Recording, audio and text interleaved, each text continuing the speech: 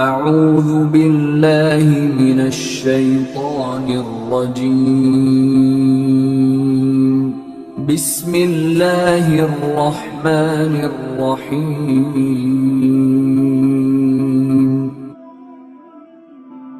میرے آقا نے فرمایا تھا ابو دردہ کی حدیث پاک کہ یہ جمعہ کے علاوہ ہے کہ جو شخص ایک دن میں 1000 مرتبہ میری ذات پر درود پاک پڑھے گا، 1000 مرتبہ، یہ میرے آقا نے فرمایا ہے، اس وقت تک مرے گا نہیں جب تک جنت میں اپنا ٹھکانہ نہ دیکھ لے گا، جنت میں اپنا ٹھکانہ نہ اس وقت دیکھ لے گا۔ حضرت ابو دردہ کہتے ہیں میرے آقا نے فرمایا کہ میرے اوپر جمعہ والے دن درود کی کثرت کیا کرو، درود پاک کثرت سے پڑھا کرو، یوم الجمعہ جمعہ کے دن پڑھا کرو، کیوں؟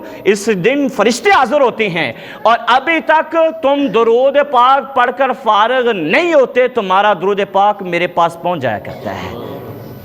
ابو دردہ کہتے ہیں یا رسول اللہ صلی اللہ تعالی علیہ وآلہ وبارک وسلم، یا رسول اللہ یہ ہمارے لیے ہو گیا، جب آپ وصال کر جائیں گے تو کیا یہ بعد والوں کے لیے بھی ہوگا؟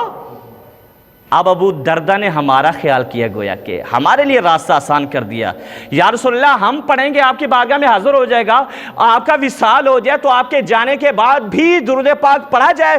میرے آقا نے کیا فرمایا؟ میرے آقا نے فرمایا ان اللہ، بے شک اللہ تعالیٰ نے یحرم، حرام کر دیا ہے، کس پر؟ زمین پر، ان تاکل اجساد الانبیاء، کہ نبیوں کو جسموں کو مٹی کھائے، اللہ نے حرام کر دیا ہے، لہٰذا جو بعد میں بھی پڑھے گا اس کا درود بھی میرے پاس پہنچ جایا کرے گا، بعد میں بھی اگر کوئی پڑھے گا اس کا درود پاک میری بارگاہ میں پہنچ جایا کرے گا، اور جو جتنا درود پاک پڑھے گا فرمایا قیامت میں اتنا میرے قریب ہو جاتا ہے۔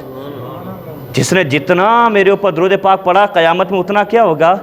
تو جمعہ کے دن میرے محبوب صلی اللہ تعالی وسلم نے زیادہ توجہ دلائی کہ جمعہ کے دن تم کثرت سے درود پاک پڑھا کرو کہ تمہارا درود پاک پڑھنا میری بارگاہ میں پہنچ جایا کرتا ہے۔